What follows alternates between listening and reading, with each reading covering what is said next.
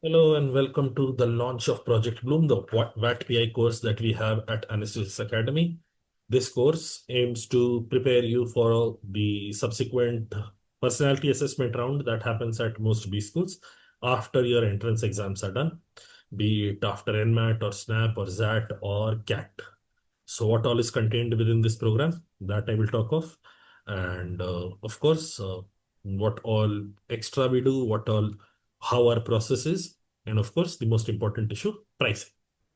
So let's start within Project Bloom. Why I name it Bloom is, say, this is the final phase of your prep and we want you to turn into a beautiful flower that is in full bloom. So Project Bloom. There are certain processes that you need to prepare for. The two most important ones amongst them are PIs and VAT. They are the most common and the most important processes that you need to be familiar with and acquainted with. PIs tend to be make or break. If you have a great PI, you tend to ensure your admission into a B school. If your PI is not great, you also tend to lose out on potentially getting into your dream B school. So you need to be absolutely well prepared for PIs. And different B schools have different flavors of PI. So an interview at Ahmedabad will perhaps start off with academic testing and then move on to other phases and other parts of your personality assessment. But let's say an interview at Lucknow will be perhaps just 10 minutes in which they ask you, why do you want to do an MBA? And what is your experience like? And thank you. But in Ahmedabad, you will have like a 40 to 45-minute interview wherein they delve deep into lots of maybe some research report or some project that you had prepared. So different places have different flavors. We know of all those flavors and we will appropriately guide you as to what you need to be preparing for and be ready with before those particular interviews. Then that certain places also have this process called extempore, in which you're given a topic and then you're expected to speak on it uninterrupted for whatever duration they ask you to. At some places it is 1 minute, at some places it is 2 minutes. So structuring your thoughts and speaking without disruption for an extended period of time, that is the skill being tested in extempore. How you are able to think on your feet and come up with reasonable talking points, that gets tested. We'll prepare you for that as well. Then GDs, group discussions. Group discussions used to be as important as in previously, back in the day, back in my preparation days, there was no written ability test. There was no VAT happening at all. There's just GDs and PIs happening. But GDs of late have become far less frequent because these schools have realized GDs are not a great way to test aspirants. Yet, some places continue to use GDs for their selection rounds. So we'll be preparing you for GDs as well. Then certain B schools or certain B schools like SIBM Pune and SCMHRD, they engage in something called group exercise. So we'll be training you for that within the group tasks imperative. Then there is something called creative writing. At some places, you're given a picture and you're expected to write a story around it. At some places, you're expected to summarize stuff based on the information given to you within a case. So that all is covered within creative writing. Then NMIMS engages in a process called case discussion. So we will also be, NMIMS does that and a few of the other B schools as well. So we'll be covering that in our classes as well. Apart from that, this is for your information. Once your entrance exam score is out, B schools usually at the second stage ask for all your information all over again. And when I say all your information, they're asking for your 10th, 12th graduation score. And they're also asking for uh, certain brief questions about who and what you are and what your career aspirations are and all of that. That will get covered in the SOP form review and any other unique process that comes up. For instance, last year NMIMS came up with an AI-based interview. And some years back, uh, some B school had come up with a process of turncoat. Turncoat in that process, this was one of the Simbi colleges. In turncoat, what was the objective was? It was like an extempore wherein you had to argue for and against the same topic. So let's say they give you a topic like India will be the leading economy of Asia in 2050. So in the first 1 minute, you speak about India, what all progress we've made and how we are getting to be the super economy that the statement makes. And then as soon as 1 minute is over, you're going to hear a sound, let's say, and some sound made by the instructors there. And then in the next 1 minute, you have to provide reasons for why India will not be a superpower by 2050, economic superpower of Asia by 2050. So any new process that comes up like this, or let's say a unique process that only happens at Ahmedabad. I'm not listed it out here. The Ahmedabad has a process by the name of AWT, analytical writing task. It is very similar to the GMAT essay writing that used to happen earlier. I don't think it is a part of GMAT anymore within the focus edition, but you are given a statement, you're given a statement or a paragraph, and then you're asked to critically analyze what assumptions the author has made. If you had to strengthen his point of view, what would you claim? If you had to weaken their point of view, what would you claim? So basically, it is a critical reasoning task rather than a writing assessment. Okay, so any other process that comes up, any other process, because right now, with all the information that is out there is barely any information out there. So as in when B schools start defining what they're going to conduct in their individual processes, we will ensure that we prepare you for them as well and give you adequate practice. The numbers next to these processes are how many, at least how many processes we will be offering every candidate. Of course, these are the minimum threshold numbers. Some people end up with B schools that have lots of extempore, they end up doing 5 extempores or 6 extempores. So, okay, you do 5 extempore, 6 extempore. As long as you still have an interview, you will have access to resources and ability to book classes and everything. Now, there is also knowledge session-based things that we'll be doing. The first among them is, of course, MBA specializations and career paths. A lot of us, while we want to do an MBA, it is aspirational for us. We want great money. We want great success in our career. Very few candidates genuinely have an idea of what an MBA entails. What are the different specializations? What are the different career paths available? Now, see, here I'd like to make a point very clear. People have somehow fallen into the trap because these are Telegram and Reddit and Facebook and Quora answers. In the interview, you can say, I haven't really thought of my specialization. I will decide in the second year. And that's perfectly all right. But understand, when B schools are asking you, what do you want to do in your career? Where do you see yourself 5 years, 10 years down the line? What they're expecting is you're choosing to spend upwards of 25 lakhs in order to pursue a postgraduate management degree, and you haven't really given it a thought at all. It may not necessarily be the eventual thing that you end up doing, but it has to be something that you must have thought something about. There must be some inclination, some leaning. Right out of college, if you're saying, I want to do an MBA, and you have no preference area, you have no targets, you have nothing thought of. Let's say you don't have a specialization target. There must be an industry that you want to work in. There must be some nature of work that you find appealing. Even if that nature of work is social work, that's fine. How does an MBA fit into your timeline? The storyline that I talk of in class and explain in great detail is, like every superhero, you have an origin story. And so far, you've lived your life. How you arrived at your life, no one knows. But from your origin to the current point, you're there. When you're planning to do an MBA, there is a goal that you're chasing after. Now, in order to arrive at this goal, there are multiple paths available. Thousands of paths available. When you're saying, I want to do an MBA, you're saying this path, the most efficient path from your current state to your goal, this path is MBA. So if you don't know your goal, if you don't know what eventually, it does not have to be a crystal clear idea. It can be something hazy, but there has to be a certain preference that you're working with. So you have to ensure that whatever goal you're chasing after, how would an MBA help you in achieving that goal in the most efficient and effective manner possible? That is what the intent of the interviewer is.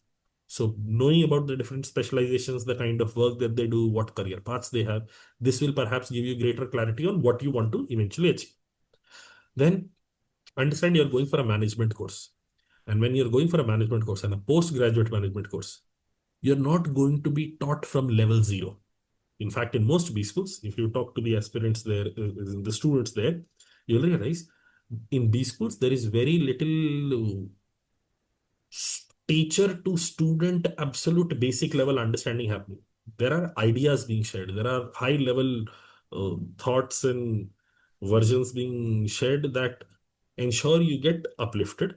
At the same time, you're expected to know basic things. So stuff about the banking system, the stuff about basic marketing terms, basic operations based terms, stuff like what net present value is, what internal rate of return is. You're expected to know that. You don't need to be an expert. Don't need to be an expert that you can distinguish between, let's say, but stuff like inflation, you need to know what is WPI inflation, what is CPI inflation. Of course, you need to know that. You need to know what a federal bank is, what Federal Reserve is, what depository receipts are. These are things that you're expected to know. You cannot go to a B school interview and say, no, no, I am from arts background and therefore I have absolutely no clue about these pieces of information. So you have to know them. And in order to beef up your economics knowledge and economics terms knowledge, we have, I'm so sorry, we have wonderful pre-recorded videos in the course. We have wonderful pre-recorded videos in the course. Now, people from absolutely BCom and finance backgrounds, these videos are going to be a helpful tool. But for everyone else, this is going to be, if you cover these videos, they are about 18 to 20 hours of total runtime. If you cover these videos, you are fully prepared for whatever questions that may come your way related to this. So what is fiscal policy? What is monetary policy? What is repo rate? What is reverse repo rate? All of that gets covered within these videos. So you can happily take care of that. Then there are certain intergovernmental organizations that you should be aware of. What does UN do? What is its purpose? What does WHO do? What does European Union do? What does SARC do? What does ASEAN do? These get covered within the course as well. Then current affairs, we have classes on current affairs happening. We also there it's a two-way process, it's a twofold process, not a two-way process, it's a twofold process. One where you have like introductory videos on issues that you should know about. And then there is, of course, classes in which certain issues that deserve a deep dive, we go into their great discussion. Now, intro videos within the course that is available on the website, you will see that we have events to know more about under this heading within the course. There are like 80, 90 videos from the last cycle itself. So I think two or three of them would also be available as a trial. So you can see what these intro videos hope to achieve is, let's say there is some issue happening. So let's say the Modi-Trump meet that happened last year.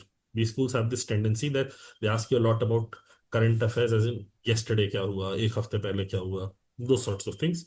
So Modi-Trump meet that happened last year after Trump had assumed office. At that time, there was some discussion about tariffs and this and that, and India playing the strongman role and US trying to intimidate. So whatever gets covered there, whatever needs to happen there, we will of course take care of that within the course itself. Then we are also going to cover certain case studies of companies. The intent being that you should know about real world case studies. And if you know about real world case studies, perhaps you can utilize the learnings from there in the other spheres of answers that you're preparing. So this is more about real world case studies.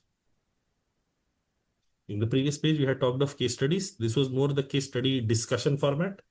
This is real world case studies for companies. So stuff like why Nano was not a success when it was launched, Tata Nano, or why, let's say, Patanjali, after a strong initial push, has pretty much died down.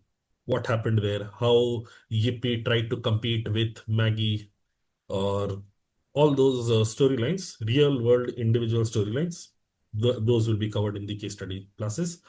Then there is logical problem solving formats. This is more about consulting frameworks. They help us in two ways. For those of us who are going to claim, yes, I want to get into the consulting world, I want to be a consultant. So, of course, you are expected to know about them. And when I say consulting frameworks, I'm not talking of the BCG matrix and SWOT analysis and the basic ones. The more refined industry specific frameworks that get used, we are talking of those. We will cover them in classes as well. They help the consulting aspirants. Secondly, even if you're a non-consulting aspirant, it helps you structure your thought very well. And therefore, knowing about these, it would help you in GDs, it would help you in answering questions when interviews are happening. So we will be covering logical problem solving formats as well. Now, timeline wise, the first class will be on Sunday, 14th December, orientation, and individual answer checking of PI forms will begin as soon as a form comes through. What these PI forms are?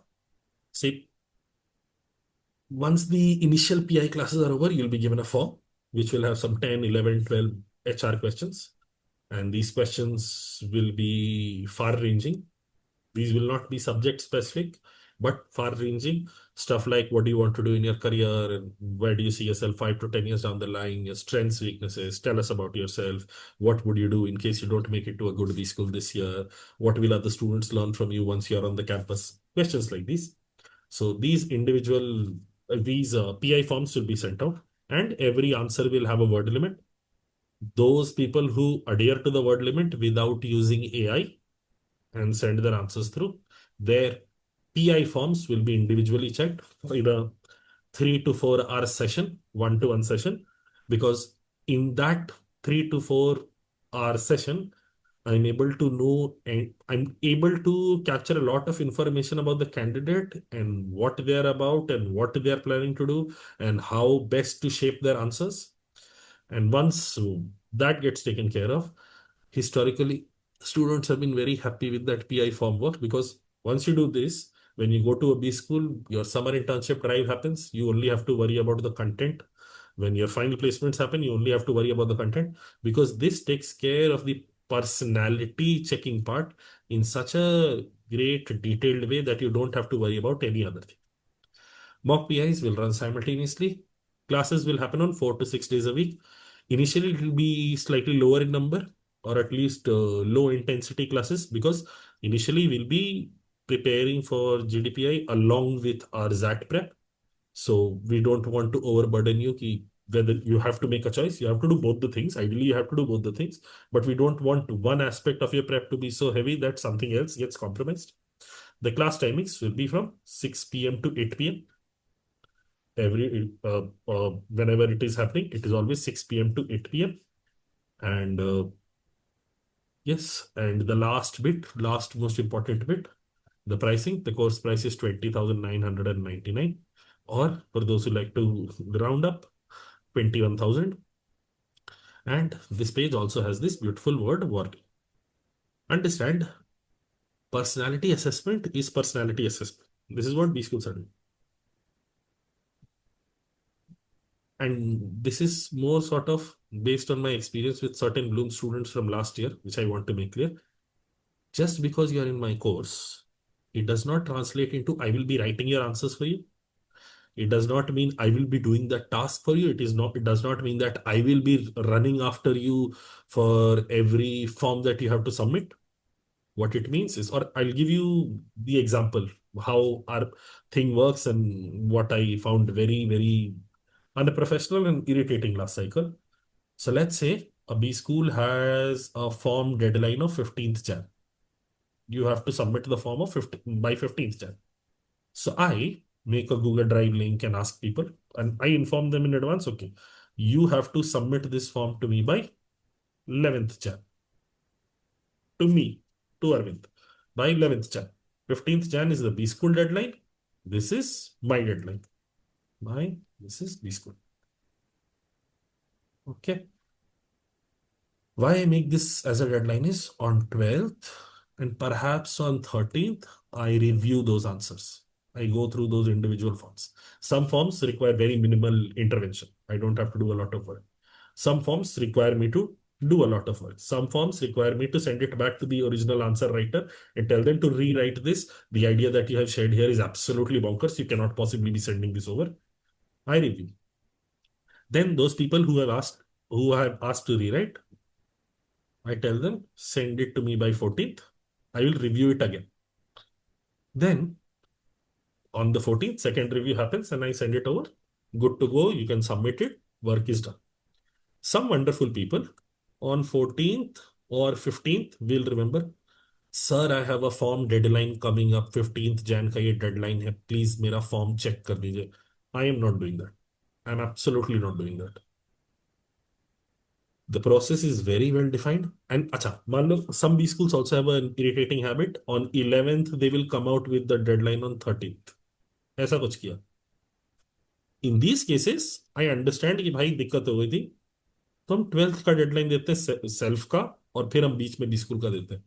But anyone who misses a deadline, my deadline, by this date you have to submit it. And this deadline is not even on 10th. This deadline is given to you on 2nd or on 3rd.